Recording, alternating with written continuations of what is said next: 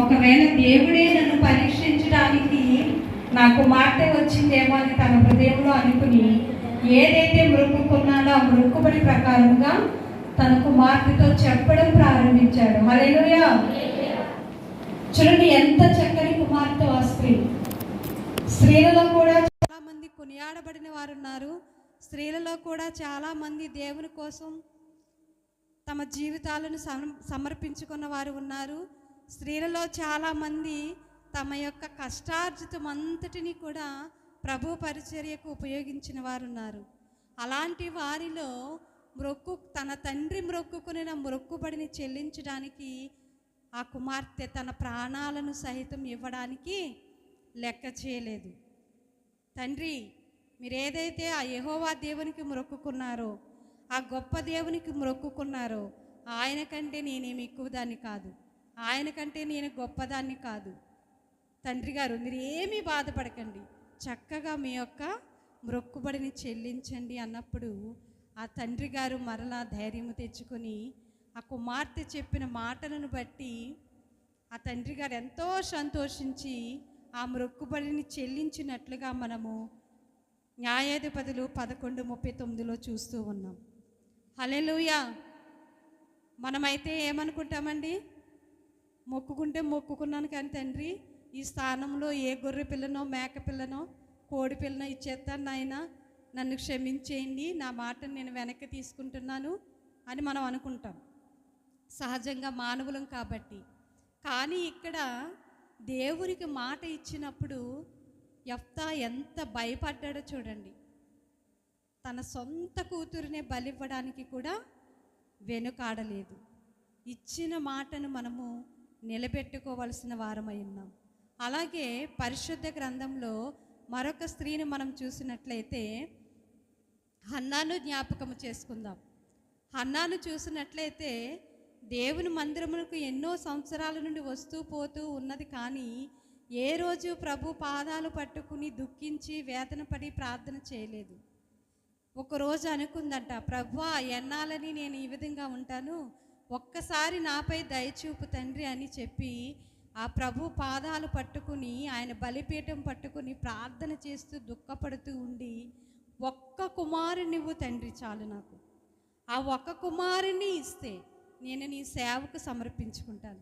ఇదిగో ఏ మందిరములో అయితే నేను నిన్ను అడుగుచున్నాను, ఏ మందిరములో అయితే నేను ప్రార్థిస్తున్నాను, ఏ సేవకుని యొద్ద అయితే నేను ఉండి మొరపెడుతున్నాను, ఏ పాదముల చెంత అయితే నీకు విజ్ఞాపన చేస్తున్నానో ఆ పాదముల చెంత నీవు నాకు ఒక కుమారుణ్ణి ఇచ్చి నా మీద ఉన్న నిందను తీసివేసినట్లయితే దేవా ఈ కుమారుణ్ణి నేను నీకు అర్పిస్తానని మొక్కుకుంది. హల్లెలూయా.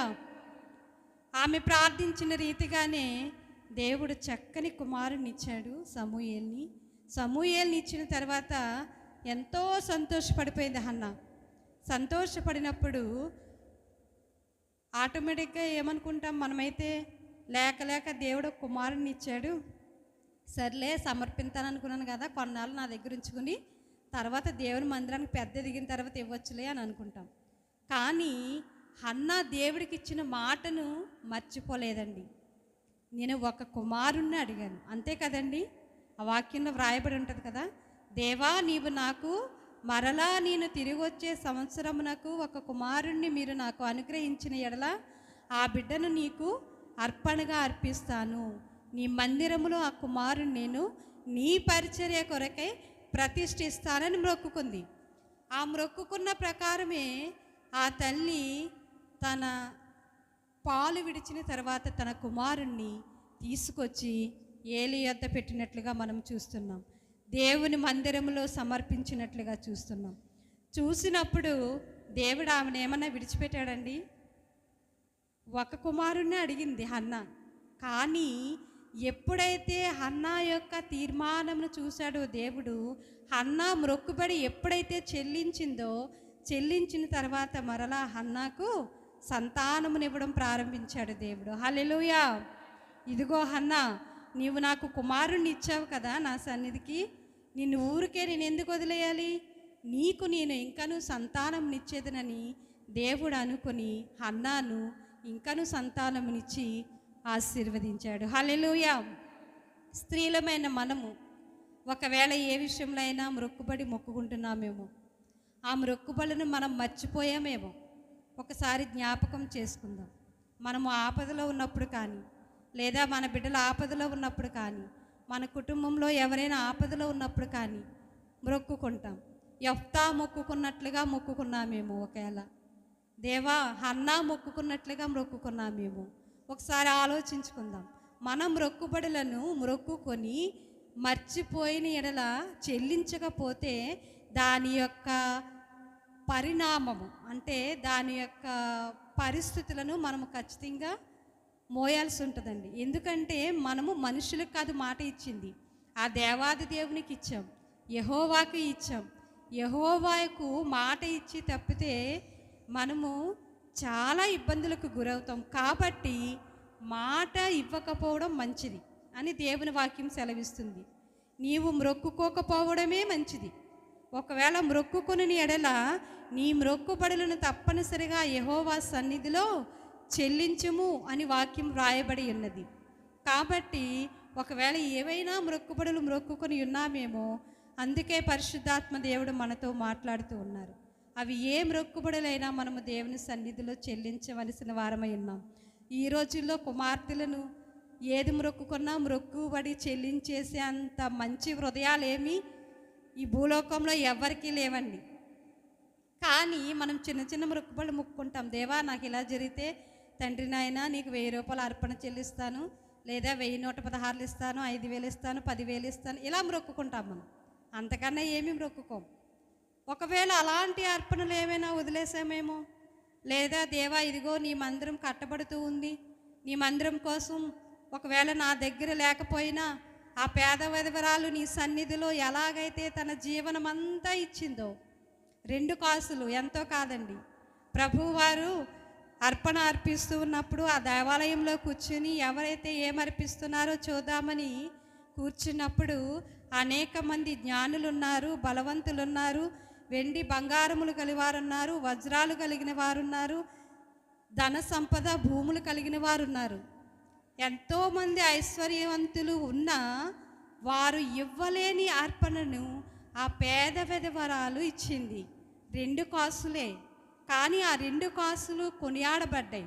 ఆ స్త్రీ గురించి పరిశుద్ధ గ్రంథంలో వ్రాయబడి ఉంది. ఎందుకంటే ఆమె తనకున్న జీవనం అంతా ఇచ్చేసింది. రేపటి కోసం ఆలోచించలేదు. అయ్యో ఈ 2 కాసులే కదా నా యొద్ద ఉన్నాయి, ఈ 2 కాసులు నేను ఇచ్చేస్తే రేపు మరలా నేను ఏమి తినాలి, ఏమి త్రాగాలి అని ఆలోచించలేదు. ఎందుకంటే ఆమె వాక్యం పట్ల ఒక నిర్దేశము కలిగి ఉంది. ఆకాశ పక్షులను చూడుడి, అవి విత్తవు కోయవు, పంటను కూర్చుకొనవు, కానీ వాటిని పోషించిన దేవుడును నిన్ను పోషించలేనా అనే వాక్యాన్ని ఆమె బాగా ఎరిగి ఉంది. హల్లెలూయా. ఆకాశ పక్షులను పోషించిన దేవుడు నన్ను కూడా పోషిస్తాడు కదా, నేను దేవునికి అర్పణ ఇవ్వడంలో ఎందుకు వెనకాడాలని చెప్పి ప్రభువారు అక్కడ ఉన్నప్పుడు తనకున్న 2 కాసులను కూడా జీవనం అంతా ఇచ్చేసినట్లుగా పరిశుద్ధ గ్రంథంలో వ్రాయబడి ఉంది. చూడండి ఎంత గొప్ప స్త్రీయో, పేద విధవరాలు, భర్త లేడు, వయసులో కూడా పెద్ద ఆవిడ. ఆ స్త్రీ ఇచ్చినప్పుడు అక్కడున్న వారందరూ అర్పించిన అర్పణల కంటే ఆ స్త్రీని దేవుడు కొనియాడాడు. ఆ స్త్రీ గురించి పరిశుద్ధ గ్రంథంలో వ్రాయబడి ఉంది. ఆ స్త్రీ గురించి చక్కగా ప్రతి వారము కూడా ప్రతి మందిరములో పాట పాడుతూ ఉంటాం. చూడండి, ఒక స్త్రీ గురించి ప్రతి వారం మనం గుర్తు చేసుకోవడం మరి ఆ గొప్ప స్త్రీ చేసుకున్న త్యాగమే కదా. ఈ దినము దేవుడు మనల్ని కూడా అడుగుతున్నాడు, మనం దేవుని కోసం ఏం చేస్తున్నాం. మన దగ్గర లేదు, ఒకవేళ ఆ పేద స్త్రీలాగే 2 కాసులు ఉన్నాయేమో మన దగ్గర. ఒక్కసారి మనలను పరీక్షించుకుందాం. ఈ లోకానుసారంగా చూసినట్లయితే ఎంతోమంది స్త్రీలు మన దేశం కోసం పోరాడిన వారు ఉన్నారు. ఝాన్సీ లక్ష్మీబాయి కావచ్చు, దుర్గాముఖ్ దేశభక్తురాలైన మదర్ తెరీసా ఒకరు. ఆవిడైతే విదేశీయురాలు, మన దేశానికి వచ్చి ఎంతో సేవ చేశారు ఆమె. పక్కనే వెస్ట్ గోదావరిలో డొక్క సీతమ్మ గారు ఎంతోమందికి ఆహారం లేని వారికి ఆమె ఆహారం పెట్టింది, అన్నపూర్ణగా కొనియాడబడింది.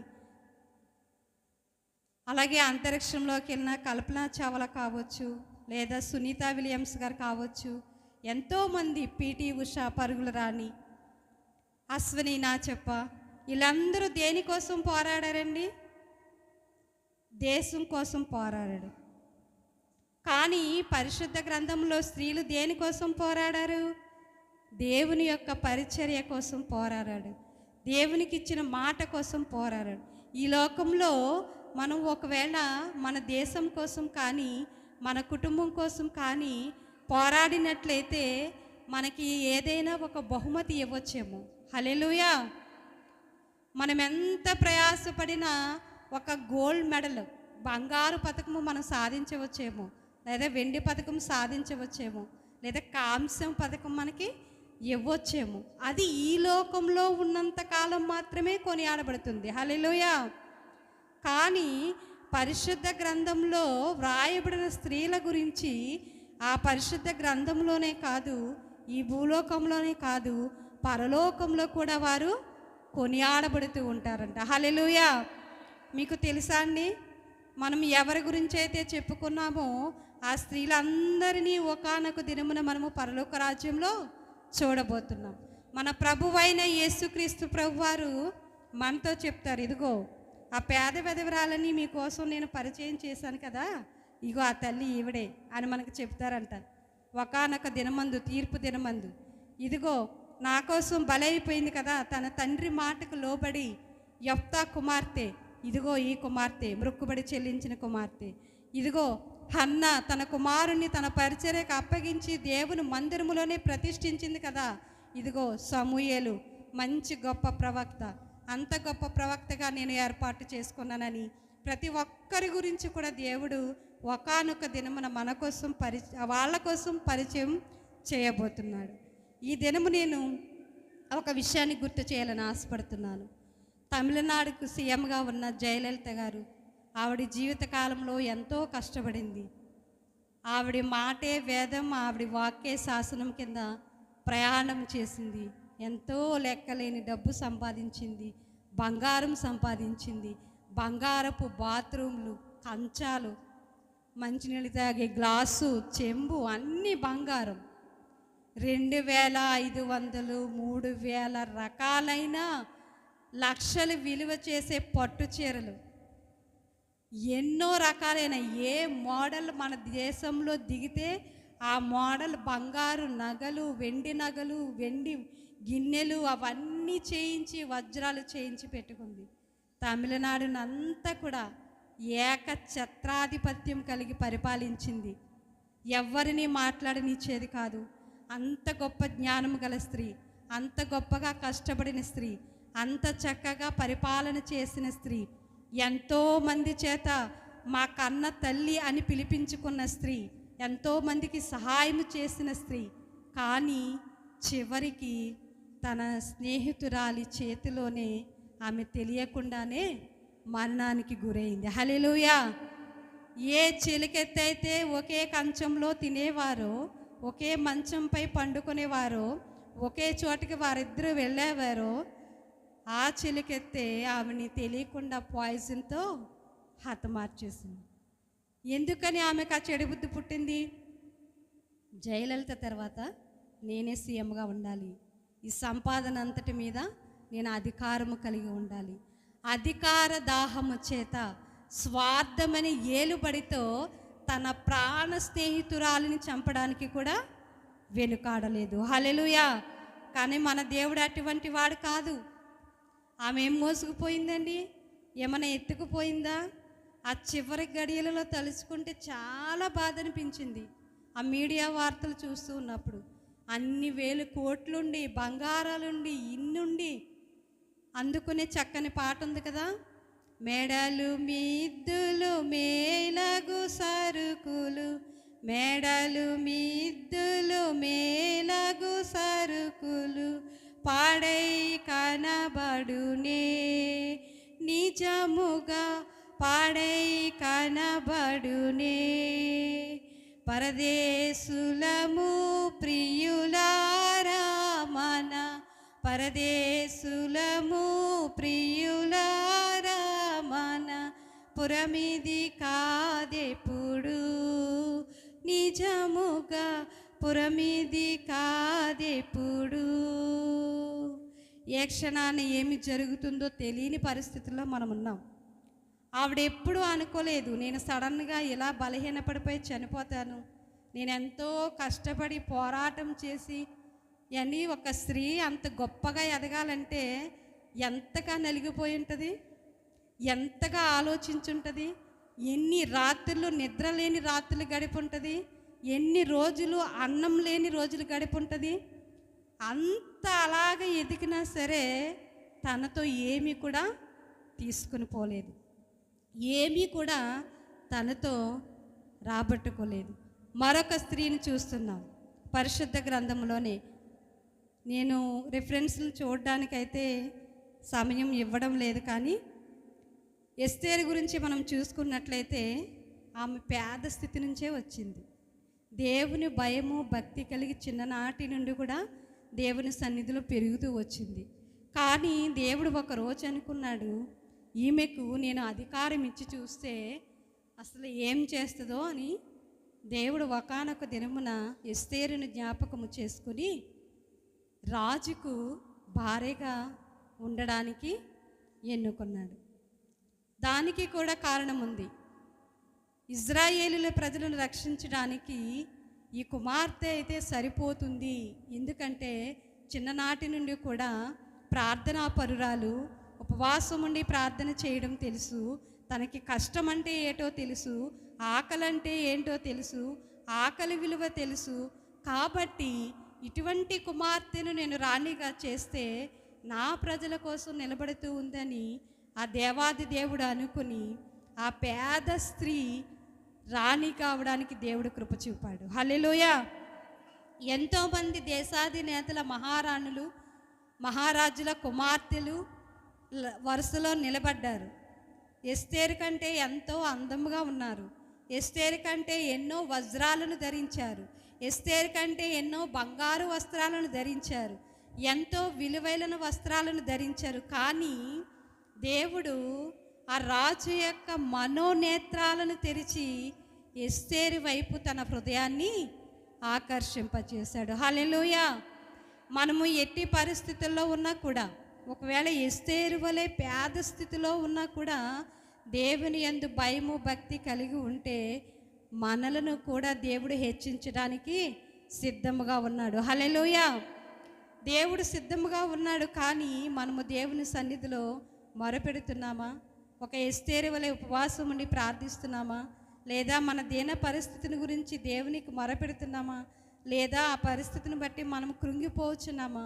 ఒక్కసారి మనం పరిశీలన చేసుకుందాం.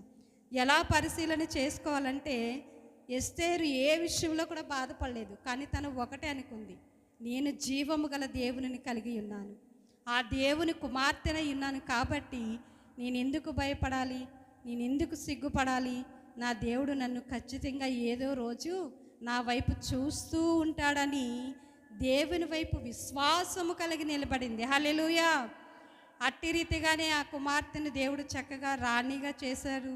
తన ప్రజలను రక్షించడానికి మూర్ఖుడైన రాజుకు భయపడలేదండి, కానీ దేవుడికి భయపడింది. ప్రవ్వా, ఇదిగో నా ప్రజలను రక్షించడానికి నేను ఉపవాసం ఉంటాను తండ్రి. ఈ మూర్ఖుడైన నా భర్తతో నేను పోరాటము చేసే కంటే మీ సన్నిధిలో ఉపవాసం ఉండి పోరాటము చేస్తే నేను గొప్ప విజయాన్ని పొందుకుంటానని గొప్ప విశ్వాసంతో ఎస్తేరు తీర్మానం చేసుకుంది. హల్లెలూయా. అంతే కదండి. మనం మనుషులతో పోరాటం చేస్తే మనకేమైనా విజయం వస్తుందండి? ఆ మాటకి పెరుగుతుంది. మనుషులు అప్పుడులో అయితే ఎలా వినేవారో లేదో తెలియదు, కానీ ఇప్పుడైతే అసలు ఒకరి మాట ఒకరు వినడం లేదు. భర్త మాట భార్య వినడం లేదు, భార్య మాట భర్త వినడం లేదు. ఎవరికి వారే స్వతంత్రులు. ఇప్పుడున్న కాలాన్ని బట్టి తల్లిదండ్రుల మాట పిల్లలు కూడా వినడం లేదు. ఎందుకంటే ఇప్పుడు చదువుతున్న చదువులు కూడా చాలా డిఫరెంట్గా ఉంటున్నాయి. వారికి వారే ఎవరి కాళ్ళ మీద వాళ్ళే నిలబడాలి అన్నట్టుగా అనుకుంటున్నారు. అవసరమైతే అబీగయలు అయితే తన భర్తకు విలువిచ్చి తన భర్త పక్షముగా ఎంతో రాజు కాళ్ళ మీద పడి బ్రతిమాలుకుంది. రాజా, ఈ తప్పు నా భర్త కాదు, నేనే చేశాను అనుకోండి, నేనే చేశాను, దయతో నా భర్తను మీరు క్షమించండి అని దావీదు పాదాల మీద పడినట్లుగా మనం పరిశుద్ధ గ్రంథంలో చూస్తాం. హల్లెలూయా. అలాంటి స్త్రీలు ఇప్పుడు ఉన్నారండి? లేరు. భర్త అయినా గొడవ తెచ్చడానికో మనం ఏమనుకుంటామండి? అందరూ అలా ఉండరులండి. ఎవరో ఒకళ్ళు ఉంటారు, బాణ తెచ్చడా ఇటు గొడవ తేనే, ఇప్పుడు ఇటు దరిద్రం వదిలిపోతుంది, పోతే పోనీ ఇటు పోలీస్ స్టేషన్కి పోతాడో లేకపోతే ఆడితే తన్నులే తింటాడో అని అనుకుంటారు కొంతమంది.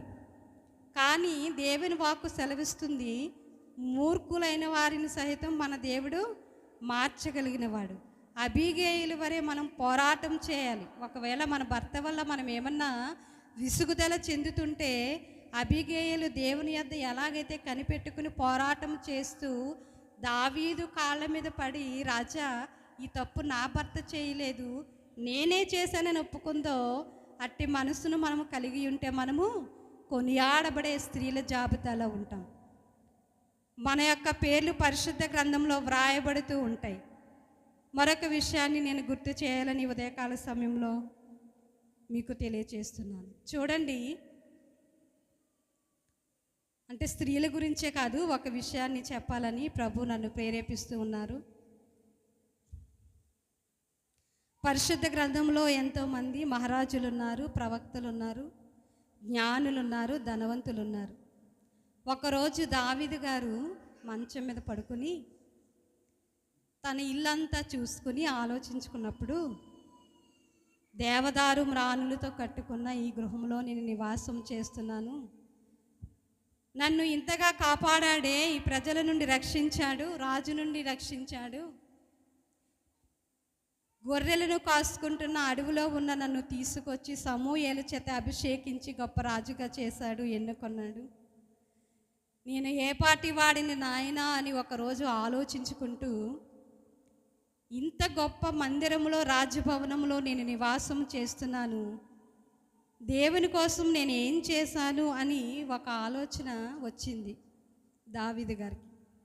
వచ్చినప్పుడు దేవుని మందిరాన్ని కట్టాలనుకున్నాడు. ఎందుకంటే దావీదు గారు చేసిన ఆ పోరాటంలో దేవుడు ఎన్నో విజయాలను ఇచ్చాడు.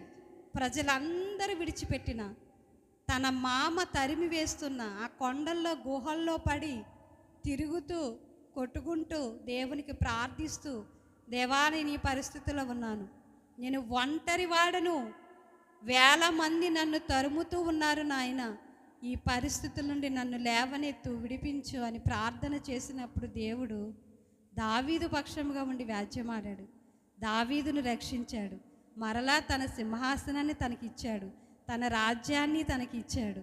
కానీ దేవుని మందిరం కట్టే విషయంలో దావీదుకి దేవుడు అధికారం ఇవ్వలేదు. ఎంతోమంది రాజులు పరిశుద్ధ గ్రంథంలో ఉన్నప్పటికీ వారికి కూడా దేవుని మందిరము కట్టే అవకాశమును ఇవ్వలేదు. దేవుని మందిరమును కట్టే అవకాశం ఇవ్వాలంటే మనము ఎంతో దేవుని దృష్టిలో ఇష్టులైన వారముగా ఉండాలి. దేవుడు అన్నాడు, నువ్వు కాదు దావీదు, నీ కడుపున పుడతాడు కదా, నీ గర్భమున ఆ కుమారుని చేత, సొలొమోను చేత నేను కట్టించుకుంటాను, కానీ నీ చేత కట్టించుకోరని చెప్పాడు. రెండవదిగా మరలా దేవాలయమును కట్టడానికి పారదీసకపు దేశపు రాజైన కోరేషును ఎన్నుకున్నాడు దేవుడు. చూడండి, చాలా ప్రత్యేకంగా దేవుడు ఎన్నుకున్నాడు. ఈ దినము నేను ఒక ప్రశ్న మీకు వేయాలని అనుకుంటున్నాను. ఏదైనా మనము కట్టుకోగలము అంటే, మనము ధరించిన వస్త్రాలు కానీ, మనము ధరించిన నగలు కానీ, లేదా మనం ఉంటున్న నివాసము కానీ కట్టుకోగలము. కట్టుకుంటున్నామండి. లోన్ తీసుకునో, అప్పు చేసుకునో, గవర్నమెంట్ నుంచి ఏదో ఒకటి తీసుకుని మనం నివాసం చేయడానికి కట్టుకుంటున్నాం చక్కని ఇల్లు. కానీ దేవుని వాక్యం అంటుంది, ఈ లోకంలో మీరు ఎంత సంపాదించినా వ్యర్థం అని చెబుతుంది. దేవుని మందిరములో మనము పాలు పంపులు పంచుకొని ఎడల దేవుని మందిరాన్ని మనం కట్టడానికి ముందుకు వచ్చినప్పుడు ఎంతోమంది ఉన్నారు. దేవుని మందిరం కట్టడం అంటే ఆషామాషి విషయం ఏమీ కాదండి. అలాంటి గొప్ప దేవుడు ఎన్నిక లేని వారమైన నిన్ను నన్ను దేవుడు ఏర్పాటు చేసుకున్నాడు. నిన్ను నన్ను లేవనెత్తాలనుకుంటున్నాడు. ఎందుకంటే దేవుని యొక్క ఆశీర్వాదముల చేత మనలను నింపాలనుకుంటున్నాడు. కాబట్టి ఎంతమంది దేవుని మందిరం కట్టడానికి ఒక కోరేషు వలె ముందుకు రావాలనుకుంటున్నారు, ఒక సొలొమోను వలె ముందుకు రావాలనుకుంటున్నారు? ఒకసారి నేను చెప్తుందా అర్థమవుతుందా? ఎంతోమంది జ్ఞానులు ఉన్నారు, ధనవంతులు ఉన్నారు, ప్రవక్తలు ఉన్నారు. కానీ వారి చేత దేవుడు మందిరాన్ని కట్టించలేదండి. ఆయనను ప్రేమించిన వారి చేత కట్టించుకున్నాడు. ఆయన ఇష్టపడిన వారి చేత కట్టించుకున్నాడు. దేవుని మందిరము కట్టాలంటే మనము అదృష్టవంతులమై ఉండాలి. హల్లెలూయా. ఈ సమయం అయిపోతుంది కాబట్టి నేను ముగిస్తూ ఉన్నాను. ఎవరైతే ఆ పేద వరవరాలు తనకున్న జీవనమంతా ఇచ్చి పరిశుద్ధ గ్రంథంలో తన పేరును వ్రాయించుకున్నదో, దేవుని మందిరము కట్టడానికి ఇదిగో నా వంతు సహాయము, నాకున్న దాంట్లోనే నేను ఇవ్వాలని అనుకుంటున్నానని ఎంతమంది ఈ దినము తీర్మానం చేసుకుంటున్నారు? మీ పేర్లు పరిశుద్ధ గ్రంథంలో వ్రాయబడాలా? పరలోక రాజ్యంలో ప్రవేశించినప్పుడు ఇదిగో ఈ నా కుమార్తె నేను భూలోకంలో ఉన్నప్పుడు నా పరిశుద్ధ మందిరాన్ని కట్టడానికి, నా దేవాలయమును కట్టడానికి, నా సన్నిధిని కట్టడానికి తనకు లేకపోయినా తన గుప్పిళ్ళు విప్పి సహాయము చేసింది. ఇదిగో అని దేవుడు మనకి ఒక్కొక్క కిరీటాన్ని ఇస్తాడంట. అందరి ముందు 24 పెద్దల ముందు దేవుడు మనల్ని సన్మానం చేయాలని చూస్తున్నాడు. తన మహిమ వస్త్రము చేత ఆ బంగారు పట్టణములో, ఆ రాజ వీధులలో నీ గురించి నా గురించి ఆ దేవాది దేవుడు సాక్ష్యము చెప్పాలని చూస్తున్నారు. మరి అట్టి సాక్ష్యాన్ని మనం పొందుకుందామా? అట్టి సాక్ష్యాన్ని మనం కలిగి ఉందామా? ఏండి, లెక్కలేని కోట్లాది ప్రజల ముందు దేవుడు మన గురించి గొప్పగా చెప్పాలని ఆశపడుతుంటే మనం ఎందుకు వెనకడుగేస్తున్నాం? ఎవరికి లేని భాగ్యాన్ని ఇదిగో మన మందిరము కట్టడానికి దేవుడు మనకిచ్చాడు. మనకున్న దాంట్లోనే దేవా ఆ పేద విధవరాలు ఎలాగైతే ఇచ్చిందో నేను నీకు ఇవ్వాలనుకుంటున్నాను. దేవా నీ నామాన్ని హెచ్చించాలనుకుంటున్నాను, నా మొక్కుబడులను చెల్లించాలనుకుంటున్నాను. ఇదిగో పరిశుద్ధ గ్రంథంలో చాలామంది తమకున్న వస్తువులను కూడా ఇచ్చినట్లుగా మనం చూస్తున్నాం. దేవుడు తన మందిరాన్ని ఎలాగైనా కట్టించుకోగలడండి. దావీదు కడతానని ముందుకొచ్చాడు. ఆయన గొప్ప మహారాజు, ధనమునకు లోటు లేదు, భూములు ఉన్నాయి, రాజ్యాధికారం ఉంది. కానీ దావీదు చేత దేవుడు మందిరాన్ని కట్టించుకోలేదు. హల్లెలూయా. ఎందుకు పనికి రాని వారమైన మనలను ప్రజలు దేవుడు ఏర్పాటు చేసుకున్నాడంటే దేవుని చిత్తంలో నీవు నేను ఉన్నాం. ఆయన నీ పేరు నా పేరు కొనియాడబడాలని చూస్తున్నాడు. ఆ పేద విధవరాలని పొగిడినట్లుగా దేవుడు నిన్ను నన్ను ఆ మహాపరిశుద్ధ పట్టణమందు పొగడాలని చూస్తున్నాడు. ఆ అవకాశం మనం ఎందుకు వదిలేసుకోవాలండి? మనం ఈ లోకంలో ఎంతో కష్టపడుతున్నాం, మన ఇండ్ల కోసం కష్టపడుతున్నాం, మన బిడ్డల కోసం కష్టపడుతున్నాం. రూపాయి సమకూర్చి మన పిల్లలకు దాస్తూ ఉంటే మనం చనిపోతే ఒకవేళ వారు ఒక దండేసి ఒక 2-3 రోజులు ఏడ్చి ఊరుకుంటారేమో, కానీ దేవాది దేవుడు అలా చేయడండి. మనము ఎంత ఇచ్చినా దేవుని మందిరం కోసం మన పేర్లను ఆయన గ్రంథములో లిఖితము చేయబోతున్నాడు. హల్లెలూయా. ఆ కెరూబులు సెరాబుల మధ్య మనలను కొనియాడబోచున్నాడు. ఒకానొక దినమున ఆ గాబ్రియేలు దూత దగ్గర అనేక మంది దూతల సమూహములో నిన్ను నన్ను నిలబెట్టి సన్మానము చేయాలనుకుంటున్నాడు. ఆ పెండ్లి విందులో నేను దేవుని చేత సన్మానించబడాలని ఎవరైతే ఆశిస్తున్నారో వారందరూ కూడా లేచి నిలబడి ఒకసారి తీర్మానము చేసుకుందామా? దేవా, ఎన్నిక లేని దానైనా నన్ను జ్ఞాపకము చేసుకోండి, ఎన్నిక లేని వాడనైనా నన్ను జ్ఞాపకము చేసుకుని ప్రభువా నీ చిత్తంలో నేను ఉండడానికి, నీ మందిరమును కట్టడానికి ప్రభువా నాకు చేతనైన సహాయము చేయడానికి ముందుండాలని అనుకుంటున్నాను దేవా. ఎందుకంటే తండ్రి, ఈ లోకంలో నేను ఎంత ప్రయాసపడినా, నా కుటుంబము కోసం ఎంత ప్రయాసపడినా, నా బిడ్డల కోసం ఎంత ప్రయాసపడినా ఈ లోకంలో వారందరూ నన్ను విడిచిపెట్టే చేయము, కానీ ప్రభువా నీవు నన్ను విడనాడవు తండ్రి. నీవు నన్ను విడిచిపెట్టేవాడవు కాదు నాయన. నేను బలహీనురాలనై ఉండగా నన్ను స్వస్థపరిచే దేవుడవు తండ్రి. నేను ప్రభువా మంచం పడి ఉండగా నా తండ్రి నీవు నన్ను లేవనెత్తు వాడవు ప్రభువా, నీకు స్తోత్రాలు అయా. అట్టి నీ కార్యము చేయడానికి నా చేతులను చాపాలనుకుంటున్నాను తండ్రి, నా గుప్పెల్ని విప్పాలనుకుంటున్నాను ప్రభువా. నీ మందిరము కోసం నేను ప్రయాసపడుతున్నానని ఈ మధ్యాహ్న సమయంలో ఎవరైతే తీర్మానము చేసుకుంటున్నారో ఇప్పుడే ఆయన యొక్క గ్రంథములో మీ యొక్క పేర్లు లిఖించబడబోతున్నాయి. యేసు నామములో దేవుని యొక్క మందిరమును కట్టడానికి ప్రేరేపింపబడుతున్న ప్రతి ఒక్కరిని కూడా ఆ పరలోక రాజ్యం ముందు దేవుడు సన్మానము చేయబోతున్నాడు. నా ప్రియ కుమార్తె కుమారుడా, ఒక్కసారి ఆలోచించుకుందామా?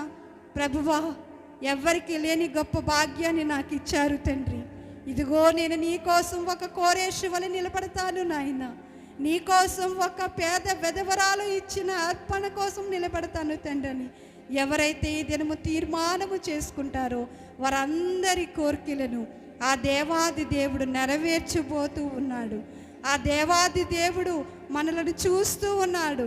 మన యొక్క ప్రతి బలహీనత నుండి విడిపించబడబోతున్నాడు.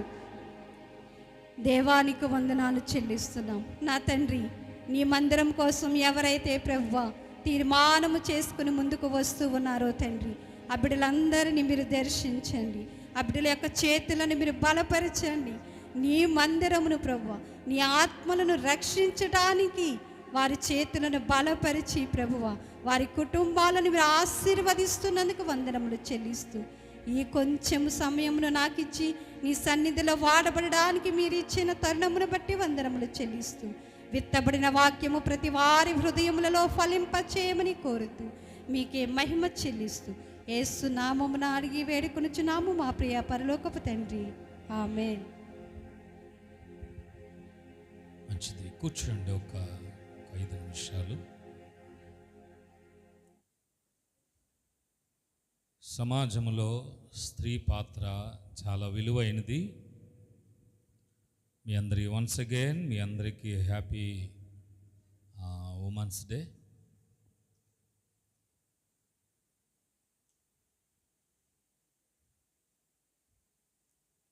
సామెతల గ్రంథము 31వ అధ్యాయము 30వ వచనాన్ని ఒకసారి చదివి 2 మాటలు చెప్పి ముగిస్తాను.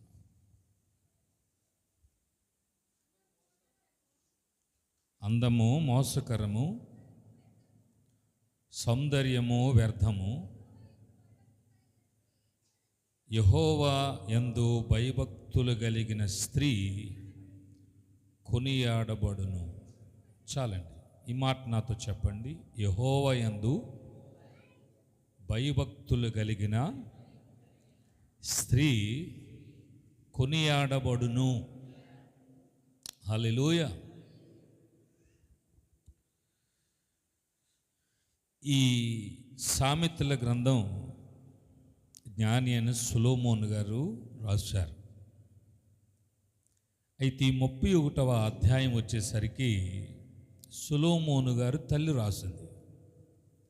ఆమె తల్లి ఆ కుమారుడికి చెప్తున్న మాట,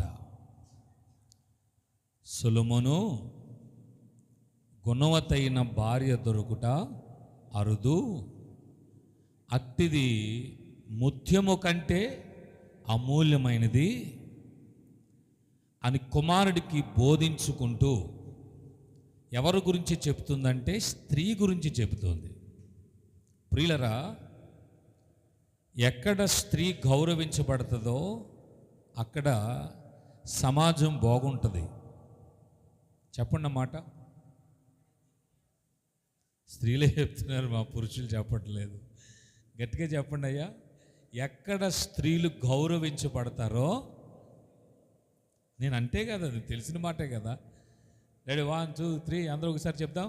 ఎక్కడ స్త్రీలు గౌరవించబడతారో అక్కడ సమాజం బాగుపడుతుంది. సరే, సమాజంలో నుంచి ఇంట్లోకి వచ్చేయండి. ఎక్కడికండి? మన ఇంట్లోకి వచ్చేయండి.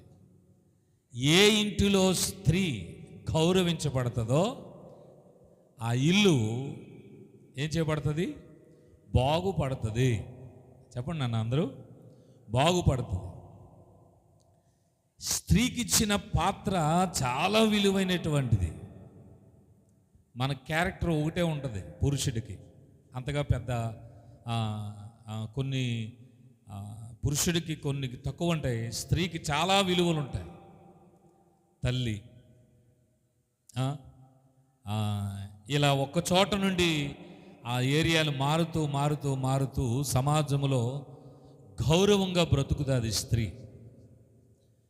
ఈ స్త్రీ గురించి దేవుని వాక్యం చెప్తుంది, యెహోవా యందు భయభక్తులు కలిగిన స్త్రీ కొనియాడబడుతుంది. దేవుని భయము ప్రతి స్త్రీకి ఉండాలి. ఇప్పుడు రివర్స్ అయింది. ఎక్కువ శాతం పురుషులే భయపడుతున్నారు దేవుడికైనా. నేను అలా అన్నానని మీరు అపార్థం చేసుకోవద్దు. స్త్రీకి కూడా పురుషులే ఎక్కువ భయపడుతున్నారు. ఒక ఆయన అంటున్నాడు, ఇంటికి వెళ్ళాలంటే భయం వేస్తుంది అంటున్నాడు. ఇంట్లో ఏముంది భయపడడానికి? ఇంట్లో ఎవరుంటారు? వాళ్ళ ఆవిడ ఉంటుంది, వాళ్ళ భార్య ఉంటుంది. భార్యను చూసి భయపడవలసిన పని వచ్చింది అంటే భయపెట్టే స్త్రీలు సమాజంలో లేవనెత్తబడ్డారు. సంతోషంగా స్తోత్రం చెప్పండి. భయపెట్టేవారు. కానీ ప్రియులరా, స్త్రీకి దేవుడిచ్చిన గొప్ప ధన్యత, గొప్ప పాత్ర. ఏ స్త్రీ అంటేనే పెద్దలు అంటారు, ఇల్లును చూడు ఇల్లాలను చూడు అంటారు. స్త్రీ ఇంటికి దీపమై ఉంది. ఏ ఇంటిలైతే స్త్రీ కొనియాడబడి, ఏ ఇంటిలైతే స్త్రీ భయభక్తులు కలిగి ఉందో ఆ ఇల్లు వెలిగించబడుతుంది. వెలిగించబడిన ఇల్లు అని స్త్రీని పోల్చి చూపిస్తున్నాడంటే వెలిగించాలన్న స్త్రీయే. నేను అనలేదు ఆ మాట, మీరే అంటున్నారు ఆ మాట. ఏం చేస్తే ఆరిపోయాలన్న స్త్రీయే. పరిశుద్ధ గ్రంథంలో ప్రియులరా, ఒక స్త్రీ ఒక నిర్ణయం తీసుకుంది. ఆ నిర్ణయం తీసుకున్న కారణంగా ఆ ఇల్లంతటికి శాపం వచ్చేసింది. చక్కని బ్రతుకుంది, చక్కని భర్త, చక్కని పిల్లలు, మంచి ఊరు, శ్రేష్టమైన పేరు, దేవుడు ఉన్న ఇల్లు, దేవుడు ఉన్న ఊరు, దేవుడు పోషించేటువంటి ప్రాంతం ఉన్నట్టుండి అలా ఆయన దగ్గరికి వెళ్ళి, ఏవయ్యా నాకు ఈ ఊరు నచ్చలేదు అంది. అదేంటి ఈ ఊరు నచ్చకపోవటం ఏంటి? ఈ ఊరు పేరు నీకు తెలుసు కదా, అయినా కానీ ఈ ఊరు నాకు నచ్చలేదు, ఇంకో ఊరు వెళ్ళిపోదాం అడుగు అంది. మరి ఎందుకు వెళ్ళిపోయాడో ఏంటో తెలియదు కానీ రొట్టెలి విల్లు అనబడిన బెత్లెహేమును విడిచిపెట్టి, యెరూషలేమును విడిచిపెట్టి ఎక్కడికి పోయారు? మోయాబు వెళ్ళిపోయారు. మోయాబు వెళ్ళిపోయిన తర్వాత ఏ స్త్రీ అయితే, ఇక్కడ మాట ఎందుకు చెప్తున్నానంటే ప్రియులరా, గుణవతి అయిన భార్య దొరుకుట అరుదు అంటే అర్థం ఏంటి? ఎక్కడ దొరకటం లేదు అని అర్థం. మళ్ళీ చెప్తున్నా, అరుదు అంటే అర్థం ఏంటండి? ఎక్కడ దొరకట్లేదు అని అర్థం. 18వ అధ్యాయం 22వ వచనం ఒకసారి చదవండి. అదే సామెతల గ్రంథం 18వ అధ్యాయము 22వ వచనం.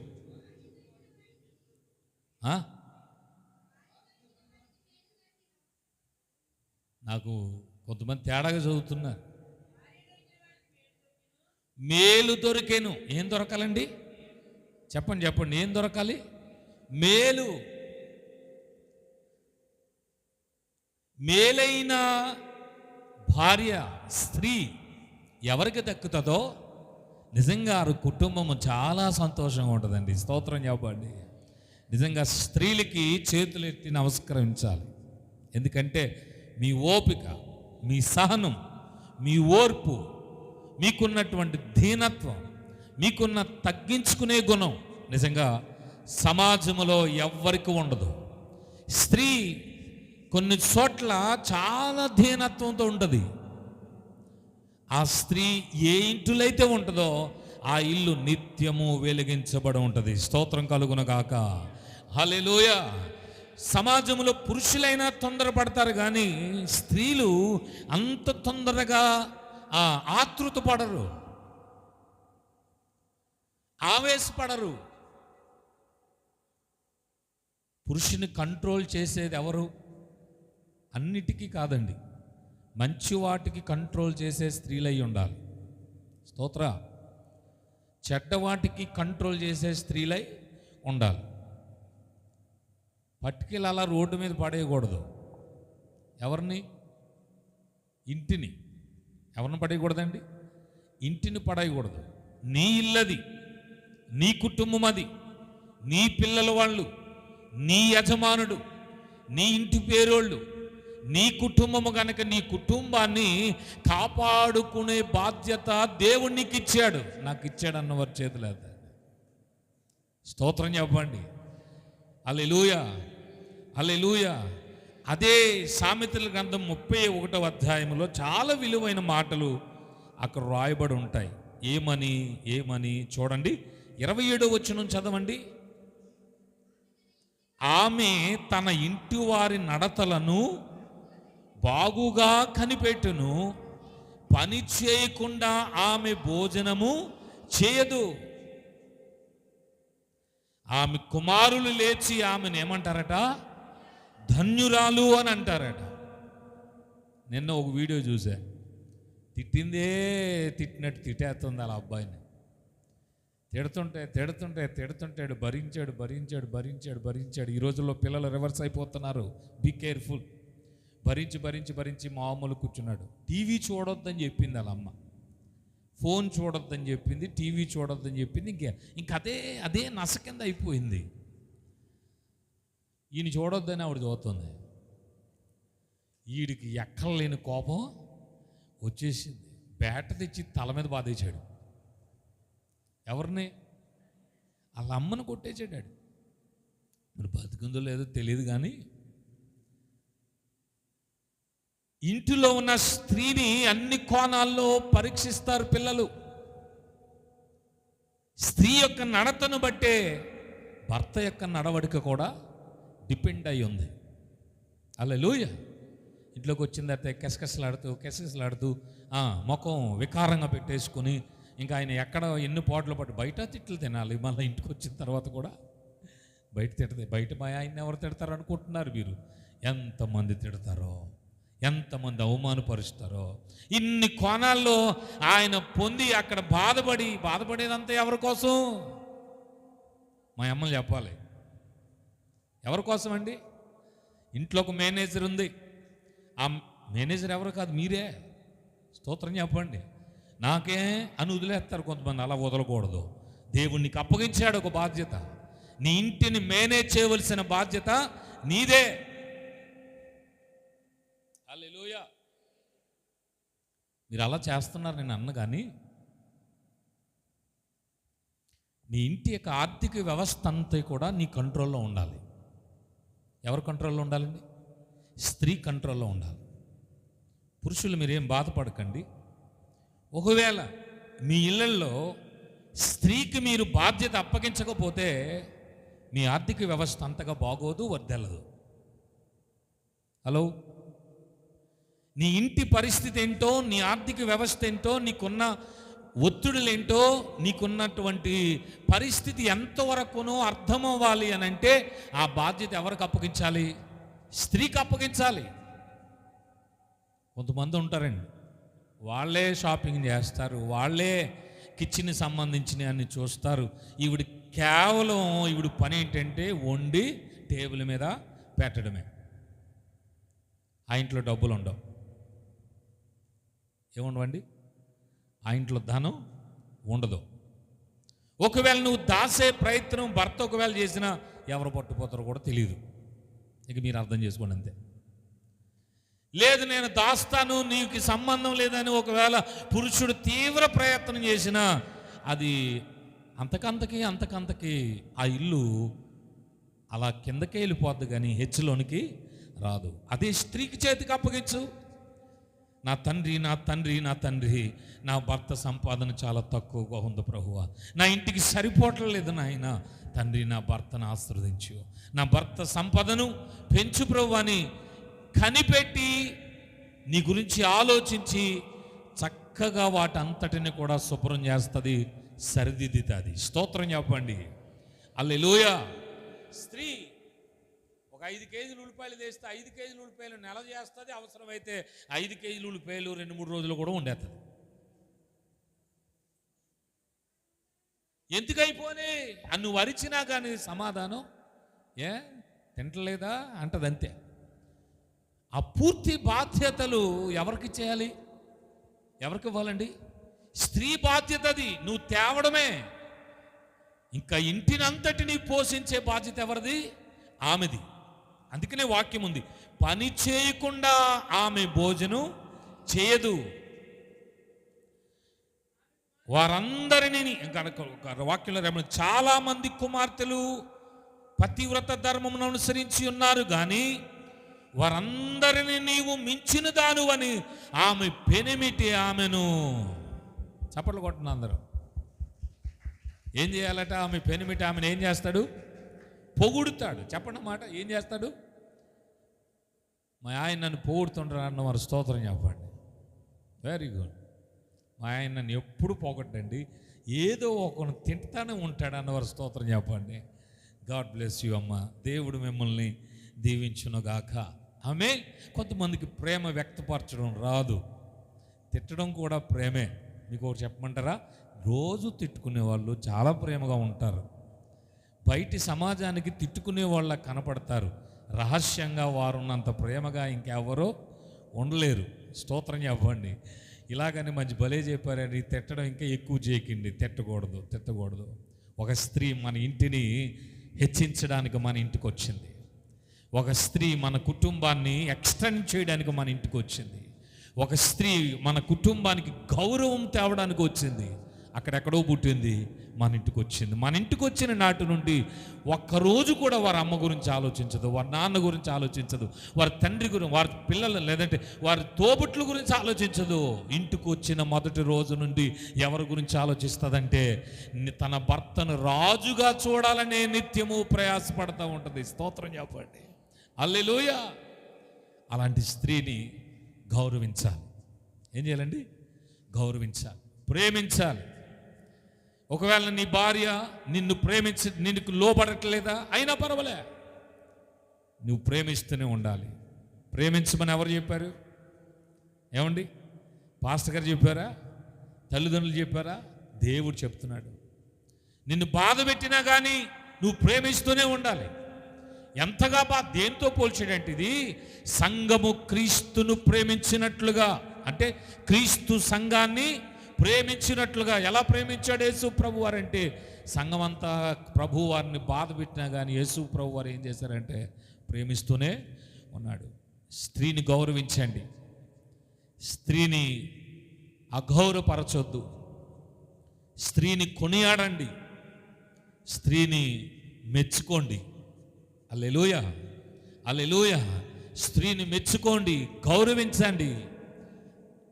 అంత కష్టపడి ప్రయాసపడి తయారు చేసిన భోజనం చిచి బాగోలేదు అనకండి. బాగోకపోయినా it is so sweet today, so delicious food, చాలా బాగుందని చెప్పుకోవాలి. మీరు బాగా చెప్తున్నట్టున్నారు, మీరు అనుకుంటున్నారు కదా. Yes, sometimes we have to do. కొన్నిసార్లు మనం అలా చేయాలి. అలా చేయగా స్త్రీ ఏ ఇంటిలో చక్కగా సంతోషంగా ఉంటుందో ఆ ఇల్లు ఆశీర్వాదాలు పొందుతూనే ఉంటుంది. స్తోత్రం చెప్పండి. హల్లెలూయా.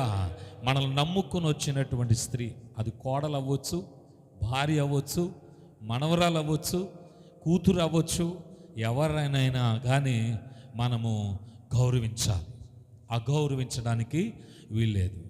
అలా గౌరవించినప్పుడు ఆ స్త్రీ కొనియాడబడుతుంది, ఆ స్త్రీ హెచ్చింపులోనికి వస్తుంది, ఆ స్త్రీ సమాజములో గౌరవించబడినట్లుగా మన ఇంటిలోనూ కూడా గౌరవించబడుతుంది. అలాంటి స్త్రీ గురించి ప్రభు వాక్యం చెప్తున్న మాట ఏంటంటే, ఆమె పేనెమిటి ఆమెను పొగుడును, ఆమె అందము. ఆ కింద మాట్లాడుతున్నాడు, ఇదిగో యెహోవా యందు భయభక్తులు కలిగిన స్త్రీ కొనియాడబడుతుంది. కొనియాడబడాలని ఆశ ఉందా? నీ ఇంటిని కీర్తి ప్రతిష్టలు తేవాలనే కోరిక ఉందా? నీ ఇంటి కొరకు ప్రయాసపడుతున్నావా? నీ ప్రయాస ప్రభునందు వ్యర్థమైపోదు. ఈరోజు ఏదో ఒక భూతం కనబడుతుందని ఆ భూతాన్ని చూసి నీ చేతులారా నీ జీవితాన్ని, నీ కుటుంబాన్ని పాడు చేసుకోకూడదు. భూతంలాగే పోతుంది, నీ ఇల్లు మాత్రం అలాగే నిలబడుతుంది. స్త్రీ కొనియాడబడుతుంది గనక దేవుని వాక్యం చెప్తుంది, గుణవతి అయిన భార్యగా నేను ఉందునుగాక. హల్లెలూయా. ఏ భార్యగా అండి? గుణవతి అయిన భార్యగా చక్కని కుటుంబాన్ని కట్టుకునేటువంటి భార్యగా స్త్రీ ఉండాలి. చక్కని జీవితాన్ని 10 మందికి ఆశీర్వాదకరంగా ఉండేటువంటి తల్లిగా స్త్రీ ఉండాలి. అలాంటి స్త్రీ దొరుకుట అరుదు. భర్తలారా, మీ భార్యలను సన్మానించండి, గౌరవించండి, అవమానపరచకండి. ప్రియులరా, భార్య నిర్ణయాలు కొన్నిసార్లు శాపాలు తీసుకొస్తాయి. అలాంటి దారుల వైపుకు మనము వెళ్ళకూడదు. అబ్రహాము శారమ్మ జీవితాన్ని చూస్తే, శారా అబ్రహాము జీవితానికి గొప్ప ఆశీర్వాదాన్ని తీసుకురావడానికి ఆస్కారమైంది. ఒక సంఘటన జరిగితే ఆ సంఘటన మరలా సరిదిద్దుకోవడానికి నయోమికైతే గుండు చేయించేసుకోవాల్సిన పరిస్థితి ఏర్పడింది. ఈ రోజున స్త్రీ దేవుని కొరకు నిలబడాలి, కుటుంబము కొరకు నిలబడాలి, భర్త కొరకు నిలబడాలి, వారి కుటుంబ క్షేమం కొరకు నిలబడాలి. అలా నిలబడినప్పుడే నీవు అనేక మందికి నీవు ఆశీర్వాదకరమైన తల్లిగా ఉంటావు. వేవేలకు నీవు కొనియాడబడతావు, వేవేలకు నీవు అనేక మందికి దీవెనకరముగా ఉంటావు. దేవుని యందు భయభక్తులు కలిగిన స్త్రీగా ఉంటావు. నీ కుటుంబాన్ని దేవుడు హెచ్చిస్తాడు, నీ భర్తను దేవుడు హెచ్చిస్తాడు, నీ పిల్లలను దేవుడు హెచ్చిస్తాడు. అలాంటి స్త్రీగా నా ఇంటి కోసం, నా సమాజం కోసం, నా సంఘము కోసం, నీ రాజ్యము కొరకు నన్ను నేను సిద్ధపరచుకుంటాను అన్నవారు స్తోత్రం చెప్పండి. కొన్నిసార్లు బాధలు వస్తాయి తల్లులారా, కష్టాలు వస్తాయి, నీ ఇంట్లోనికి వస్తాయి, నీ కుటుంబం మీదకి వస్తాయి. అలాగని స్త్రీ భయపడిపోవాల్సిన అవసరత లేదు. ధైర్యంగా ఉండండి. నిన్ను దేవుడు హెచ్చిస్తాడు, నీ స్థితిని హెచ్చిస్తాడు. కొందరు ఇళ్లల్లో బాధ్యతలన్నీ స్త్రీల మీదే ఉంటాయి. అయినను భర్త సహాయం ఉండదు, భర్త సహకారము ఉండదు. అయినా స్త్రీకున్న గొప్ప ధైర్యం ఏంటో తెలుసా ప్రియులరా? స్త్రీ ధైర్యముతో నిలబడుతుంది, కష్టపడుతుంది, తన పిల్లల కొరకు ప్రయాసపడుతుంది.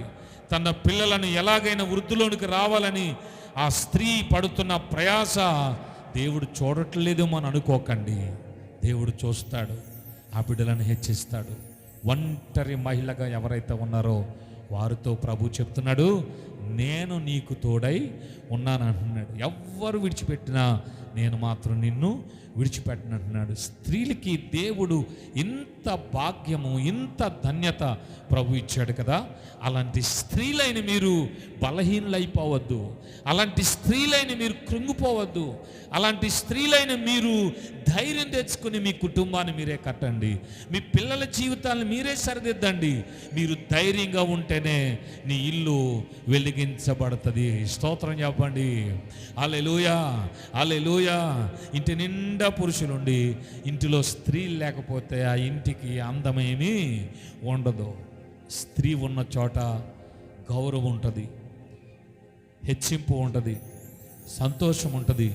అలాంటి స్త్రీలుగా మన సంఘ బిడ్డలందరినీ ప్రభు దీవించాలని, స్త్రీలను గౌరవించేటువంటి సమాజముగా మన సంఘములో పురుషులందరూ మారిపోవాలని, భర్తను హెచ్చించి గౌరవించేటువంటి స్త్రీలుగా మన సంఘ విశ్వాసులందరూ నిలబడాలని ప్రభు పేరట కోరుతూ, తండ్రి, ఈ జీవిత ప్రయాణంలో స్త్రీ పురుషులుగా కొన్ని ఇబ్బందులు కలుగుతున్నాయి. నా కుటుంబాన్ని నేనే కట్టుకోలేకపోతున్నాను, కొన్ని సందర్భాల్లో నా ఇంటిని నా చేతులతోనే పెకల్చేద్దామన్న ఆలోచనలు వచ్చేస్తున్నాయి.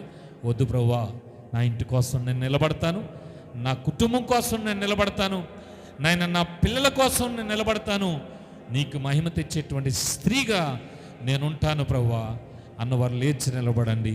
పురుషులు సైతం లేచి నిలబడి చిన్న ప్రార్థన. ప్రభువా, నీ సన్నిధిలో కొనియాడబడే స్త్రీగా నేనుంటాను, నీకు కీర్తి ప్రతిష్టలు తీసుకొచ్చేటువంటి కుటుంబముగా నేను ఉంటాను ప్రభువా అని చిన్న తీర్మానం. ప్రభువా, అతి కృప నీవు నాకు దయచేయండి ప్రభువా. హల్లెలూయా, హల్లెలూయా. నా చుట్టూ శ్రమలు వచ్చినా, కష్టాలు వచ్చినా, నిందలు వచ్చినా, అవమానాలు వచ్చినా, ఏది సంభవించినా వాటన్నిటికీ పరిష్కారము చేసేవాడువు నీవే కదా, నీవే కదా, నీవే కదా. హల్లెలూయా, హల్లెలూయా, హల్లెలూయా, హల్లెలూయా, హల్లెలూయా, హల్లెలూయా, హల్లెలూయా, హల్లెలూయా, హల్లెలూయా. నన్ను చుట్టుముట్టిన బాధలలో నా హృదయము కలవరపడగా, నా సొంత జనులు నిందలతో నా గుండె నాలో నీరైపోగా, నన్ను చేర్చుకుంటివే, భయపడకంటివే,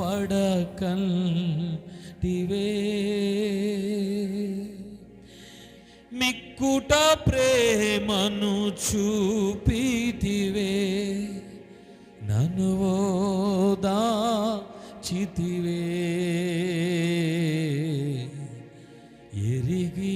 ఎరిగియున్నావయా నీవెప్పుడు మేలు చేస్తావని,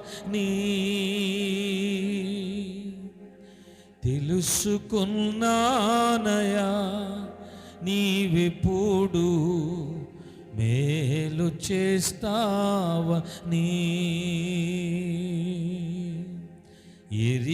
ఎరిగియున్నానయా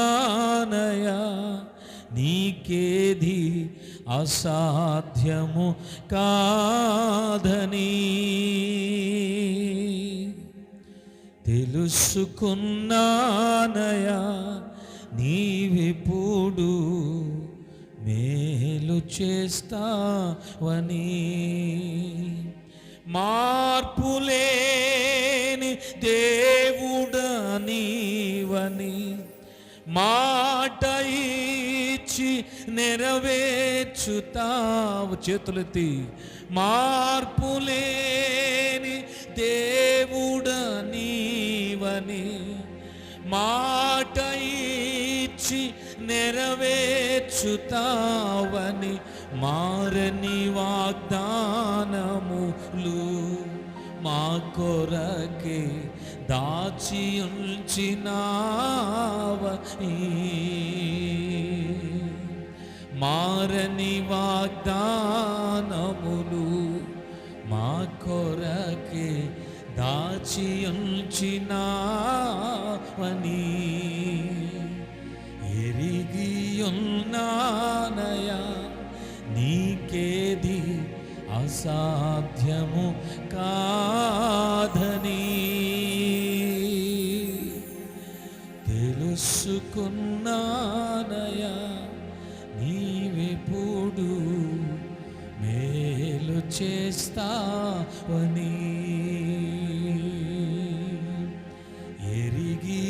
ఎరిగియున్నానయా నీకేది అసాధ్యము కాదని, నా కుటుంబాన్ని బాగు చేయడానికి తెలుసుకున్నానయా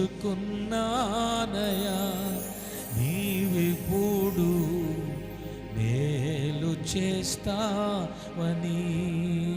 స్వరమెత్తి, మార్పులేని దేవుడనీవని మాట ఇచ్చి నెరవేర్చుతావని, మార్పులేని దేవుడనీవని మాట ఇచ్చి నెరవేర్చుతావని, మారని వాగ్దానములు మా కొరకే దాచి ఉంచినావయా.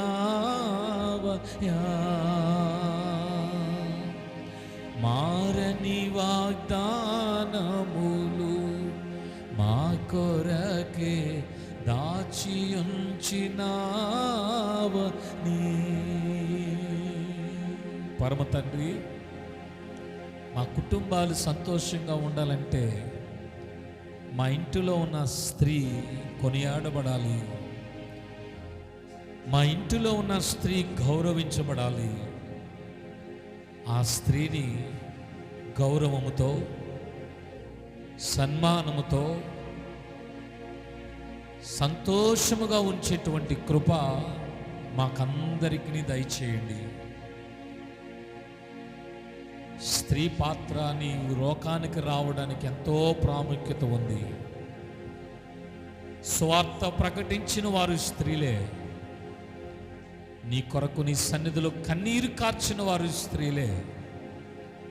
సమాజ శ్రేయస్సు కొరకు నిత్యము ప్రయాసపడుతున్న వారు అత్యధిక శాతము స్త్రీలే.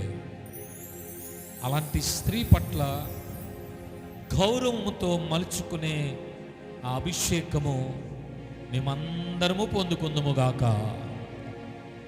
స్త్రీలుగా ఒకరికొకరు గౌరవించుకొనుచు స్త్రీ పాత్ర సరైన రీతిగా ఉపయోగించుకునే అభిషేకము మా సంఘ బిడ్డలందరికీ దయచేయండి. స్త్రీలను గౌరవించేటువంటి అభిషేకము మా సంఘ బిడ్డలైన వారందరికీ అనుగ్రహించి స్త్రీతో పోల్చబడిన వధువు సంఘమైన నేను నీ కొరకు సిద్ధపడి కృప దయచేయమని అడుగుచు యేసుక్రీస్తు నామమున ప్రార్థించి వేడుకొంచున్నాను మా పరమ తండ్రి, ఆమేన్. పరలోక ప్రార్థన చేసుకుందాం. పరలోకమందున్న తండ్రి, నీ నామం పరిశుద్ధపరచబడును గాక, నీ రాజ్యము వచ్చును గాక, నీ చిత్తము పరలోకమందు నెరవేర్చున్నట్లు భూమి యందు నెరవేర్చబడును గాక. మానుదిన ఆహారం నేడు మాకు దయచేయండి. మా ఎడల అపరాధం చేసిన వారిని క్షమించే ప్రకారం మా అపరాధం క్షమించు. మమ్మల్ని శోధనలోకి తేక కీడు నుండి తప్పించు. రాజ్యము శక్తియు మహిమయు నిరంతరం నీవైనావు తండ్రి, ఆమేన్. మన తండ్రి అయిన దేవుని ప్రేమ, కుమారుడైన యేసుక్రీస్తు ప్రభు వారి కృప, పరిశుద్ధాత్మని యొక్క సన్నిధి సహవాసము చేరి ఉన్న మనందరికీ ప్రభు సదా తోడయుండి మనలను నడిపించునుగాక. ఆమేన్. తండ్రి కుమార శుద్ధాత్మ గురు. Yeah.